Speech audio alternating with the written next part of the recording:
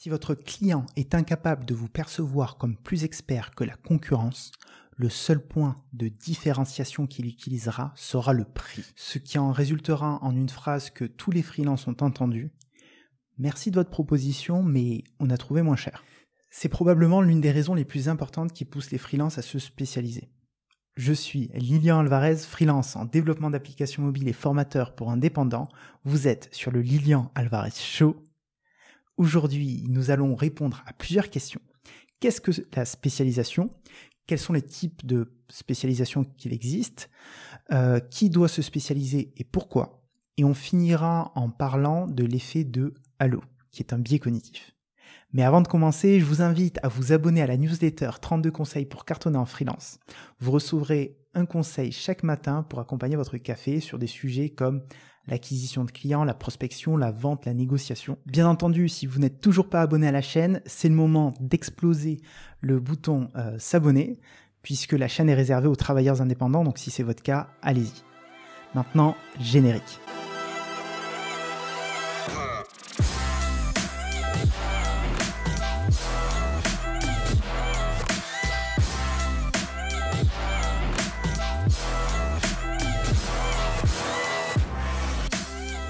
Pourquoi se spécialiser ?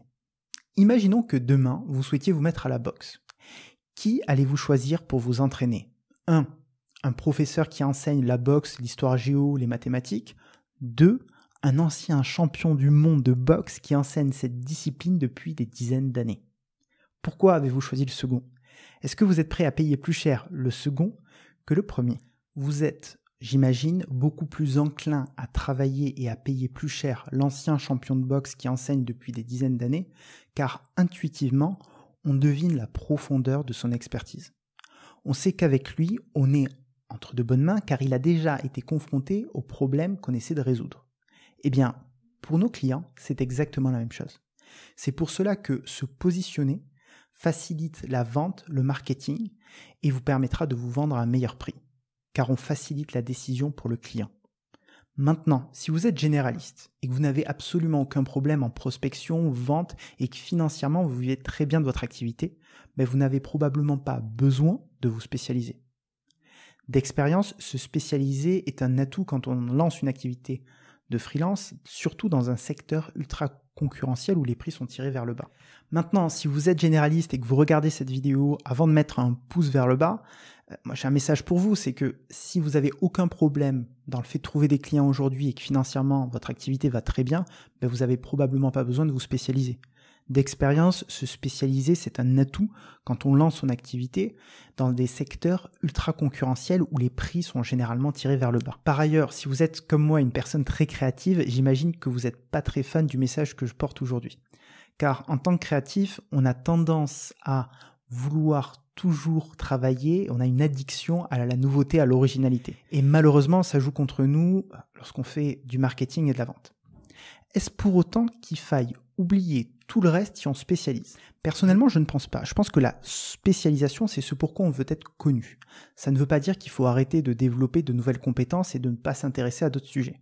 Néanmoins, la spécialisation implique le fait de développer une profondeur d'expertise sur un sujet précis et donc d'y consacrer une grande partie de nos efforts.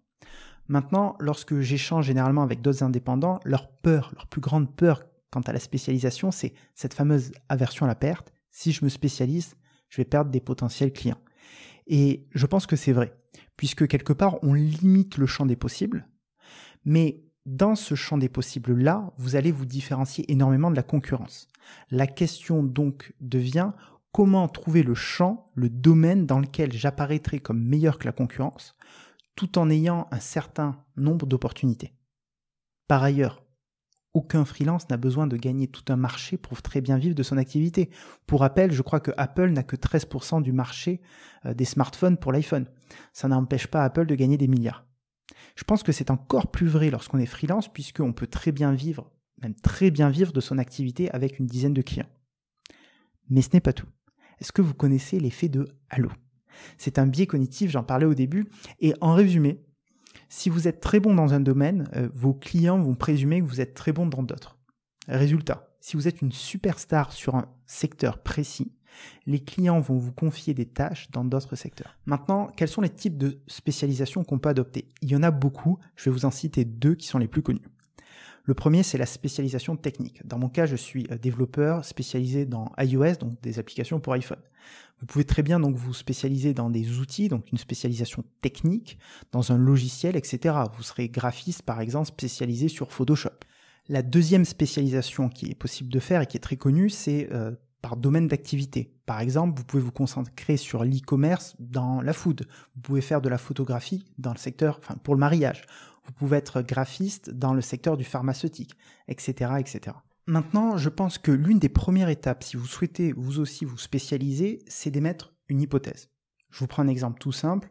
Je décide demain d'être graphiste, ou en tout cas de faire des prestations de graphisme pour les restaurateurs. Eh bien, la première chose à faire, c'est de confronter cette idée auprès du marché.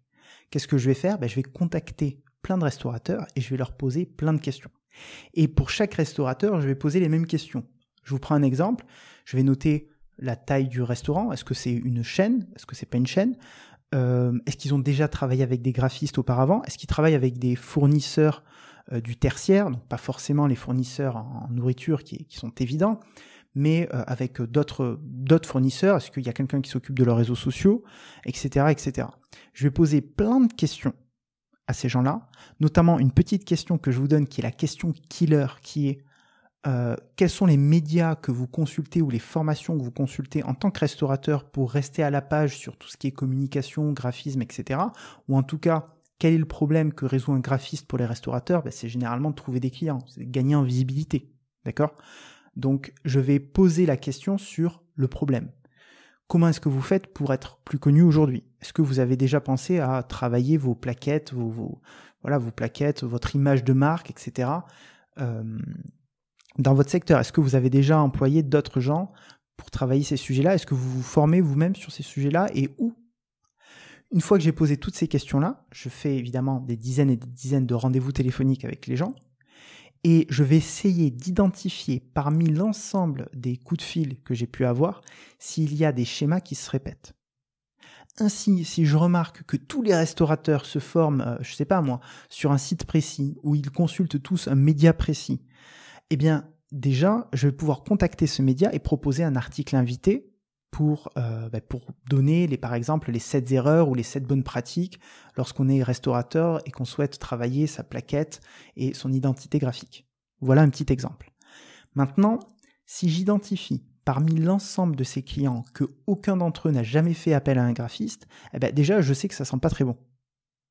Et donc, avant même de changer toute ma vie et de changer toutes mes plaquettes, etc., et de retravailler ma communication, je vais avoir déjà un premier feedback du marché et je saurai si cette spécialisation que je compte choisir, c'est une bonne idée ou pas. J'espère que cette vidéo vous a plu, qu'elle vous a donné quelques idées. Si vous souhaitez travailler ce sujet de la spécialisation et que vous souhaitez être accompagné, eh bien, je vous invite à aller regarder mon site internet, c'est lilianalvarez.com/formation.